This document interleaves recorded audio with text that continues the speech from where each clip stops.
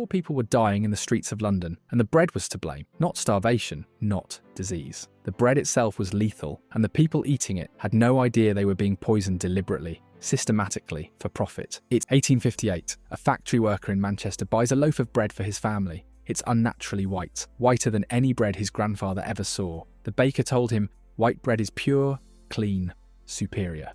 A sign of quality. What the baker didn't tell him, that bread contains chalk, plaster of Paris, alum, and bone ash, sometimes arsenic, sometimes lead, all added intentionally to make cheap, low-quality flour look premium. Within weeks, his children are sick, stomach cramps, vomiting, weakness.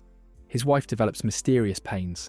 His infant daughter stops growing. Across England, thousands of families are experiencing the same symptoms. Doctors are baffled. The government does nothing, because the bakers, the millers, and the chemical suppliers are making fortunes, and the poor are expendable. Now fast forward to your kitchen. You pick up a loaf of bread. It's soft, white, perfectly uniform. The label says, enriched. You think you're making a better choice than those Victorian workers. But here's the truth nobody's telling you. Your bread is poisoned too. Not with chalk or alum. They found subtler methods. Your bread contains chemicals that disrupt your hormones, destroy your gut bacteria, and trigger the same chronic diseases killing 1 in 3 Americans today. The Victorians were poisoned for profit. So are you. The only difference is they knew something was wrong. You've been convinced it's normal. Subscribe right now, because what I'm about to expose, the parallel between Victorian bread adulteration and modern industrial poisoning, is something the food industry has spent billions making sure you never connect. And once you see the pattern, you'll realise this isn't new. It's the same crime, just better hidden. Let's go back to 1850s England, because this is where industrial bread poisoning began. Before the Industrial Revolution, bread was made locally. Village bakers used whole grain flour, water, salt, and natural fermentation. You knew your baker. The bread was honest. The Industrial Revolution changed everything. Populations exploded in cities. Workers needed cheap food. And entrepreneurs saw opportunity. Large-scale commercial bakeries opened across London, Manchester, Birmingham. They needed to produce thousands of loaves daily at the lowest possible cost, so they bought the cheapest flour available, often mixed with sawdust or ground peas to stretch it further. But there was a problem. Cheap flour made dark, grey bread, and the emerging middle class believed white bread was superior, refined, clean. Dark bread was for peasants. So the bakers added chemicals. Alum, aluminum sulfate, was the primary adulterant. It made bread unnaturally white and allowed bakers to use lower quality flour while still producing white loaves. The bread looked premium. It sold for premium prices. Profit margins were enormous. But alum was toxic. It caused stomach inflammation, interfered with digestion, and leached calcium from bones. Children fed on alum-adulterated bread developed rickets and stunted growth. Chalk and plaster of Paris were added to increase weight. Bakers sold bread by the loaf, so adding heavy, inert materials meant more profit. Ground bone ash was mixed in for the same reason. Copper sulfate made stale bread look fresh. In some cases, lead compounds were added to whiten bread even further. Lead poisoning causes neurological damage, developmental delays, and organ failure. This wasn't rare. A study by Dr. Arthur Hill Hassell in 1851 tested bread across London. He found that over 90% of loaves contained adulterants. Some contained 5 or 6 different toxic chemicals. The poor were being systematically poisoned, and everyone knew it. The bakers, the millers, the chemical suppliers, even the government. But nothing was done because the system was profitable. Working-class families spent 60–70% of their income on food, mostly bread. They had no choice but to buy what was available, and what was available was killing them slowly. Children died from wasting diseases. Women suffered chronic pain. Men grew weak and unable to work. Doctors documented symptoms but rarely made the connection. Because the adulteration was so widespread, it was considered normal. It wasn't until 1860 that the Adulteration of Food and Drink Act was passed. Even then, enforcement was weak. Bakers continued adulterating bread well into the 1900s. The Victorian bread scandal is taught as a cautionary tale about unregulated capitalism. Something barbaric that we've moved beyond. We haven't. We've just gotten better at hiding it. Now let's look at your bread. Pull out a loaf and read the ingredients. You won't see alum or chalk, but you'll see chemicals with names you can't pronounce. Each approved by regulatory agencies, each declared safe in small amounts. Potassium bromate, a dough conditioner that makes bread rise higher. It's also a known carcinogen linked to kidney and thyroid tumours, banned in the EU, Canada, Brazil, and China. But in America, still legal, still in your bread, azodicarbonamide, ADA, another dough conditioner that bleaches flour. It's also used to make yoga mats and shoe soles. When baked, it breaks down into semicarbazide, linked to cancer in animal studies. Banned in Europe and Australia, legal in the United States. Datem, an emulsifier that keeps bread soft. It's a synthetic fat that may contain trans fats, directly linked to heart disease, stroke, and diabetes. Calcium propionate, a preservative that prevents mold. Studies show it disrupts gut bacteria and may contribute to metabolic disorders. It's in nearly every commercial loaf because bread that lasts 2 weeks is more profitable than bread that goes stale in 3 days. High fructose corn syrup, added to feed yeast faster and sweeten taste. It spikes blood sugar more aggressively than regular sugar and is linked to obesity, fatty liver disease, and insulin resistance. Soybean oil, cheap industrial oil, high in omega-6 fatty acids. Excessive omega-6 promotes chronic inflammation, the root cause of heart disease, arthritis, and autoimmune disorders. Then there's glyphosate, not listed on labels because it's pesticide residue, not an ingredient. American wheat farmers spray it on fields before harvest to kill plants and speed drying. This poison ends up in the grain. Testing finds glyphosate in over 70% of non-organic wheat products. The World Health Organization classifies glyphosate as a probable human carcinogen, but it also destroys your gut microbiome, killing beneficial bacteria that regulate digestion, immunity, and mental health. If this is making your blood boil, drop a comment. Have you been told you're gluten sensitive? Because what you're learning right now proves it's not your body that's broken, it's the bread. Victorian bakers added alum to make bread white and cheap.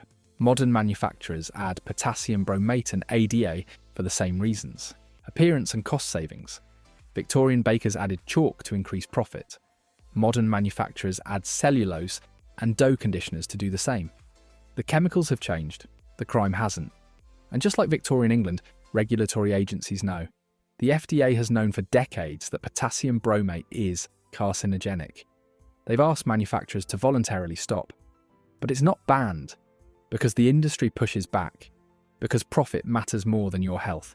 You're being poisoned for the same reason Victorian workers were, because it's cheaper to use toxic ingredients than real ones. Let's look at the evidence, because the numbers don't lie. In 1960, commercial bread became the American standard. Roller milled white flour, commercial yeast, fast production, chemical preservatives and conditioners. Bread went from 4 ingredients to a 20-ingredient industrial product. Since then, type 2 diabetes rates increased by 700%. In 1960, fewer than 1% of Americans had diabetes.